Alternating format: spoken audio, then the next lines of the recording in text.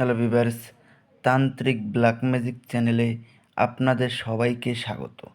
তো থাম্বনেলে আপনারা দেখতেই পেরেছেন যে শুধুমাত্র একবার দোয়া পড়ে পরী হাজির করার সহজ উপায়। তো এটা আপনারা কিভাবে প্রয়োগ করবেন আমি আপনাদেরকে বিস্তারিতভাবে বলে বুঝিয়ে দেব। এই পরী যদি হাজির করতে পারেন, এটা হলো রানী পরী। রানী পরী যদি আপনারা হাজির করতে পারেন তাহলে পরে আর কোনো সাধনাই আপনাদের করার প্রয়োজন হবে না। তো এটা হলো পরীদের মধ্যে রানী পরী।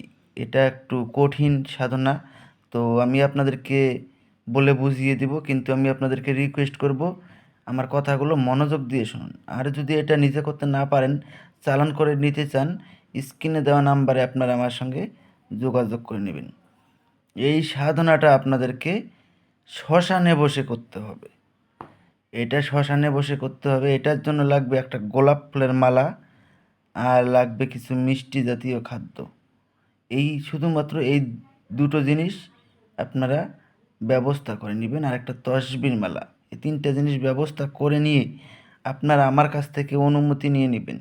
অনুমতির জন্য চ্যানেলটাকে সাবস্ক্রাইব করবেন, লাইক করবেন, শেয়ার করবেন, তারপরে কমেন্টে অনুমতি চাইবেন। অটোমেটিক আপনারা অনুমতি পেয়ে যাবেন।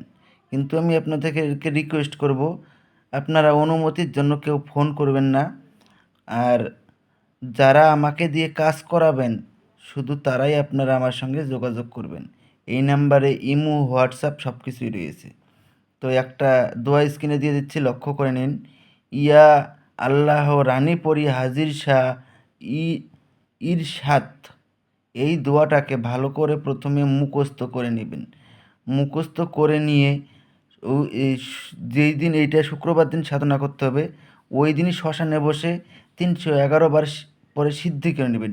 সিদ্ধি করে নিয়ে ওই স্থানটা সরে, মানে যেই জায়গায় বসে সিদ্ধি করবেন ওই জায়গা থেকে একটু সরে বসে এই দোয়াটা গুরুর নাম স্মরণ করে একবার এই দোয়াটাকে পড়বেন। পড়ার সঙ্গে সঙ্গেই দেখবেন রানী পরী আপনার সামনে প্রকট হয়ে যাবে এবং আপনাকে বিয়ে করতে চাইবে। তো আপনারা চাইলে বিয়েও করতে পারেন, যদি না চান নাও করতে পারেন। তারপরে আপনারা গোলাপ ফুলের মালা পরিয়ে দিবেন। পরিয়ে দেওয়ার সঙ্গে সঙ্গে ও আপনার বশে এসে যাবে। তারপরে ওকে কী রূপে রাখবেন ওকে বলে দিবেন। তারপরে উনি আপনাকে একটা নাম বলে দিবে। ওই নাম ধরে আপনি যখনই ডাকবেন তখনই সে আপনার সামনে এসে প্রকট হবে এবং যা আদেশ করবেন তাই পালন করবে। তো আশা করি বুঝতে পেরেছেন। ধন্যবাদ। আবারও দেখা হবে পরবর্তী ভিডিওতে।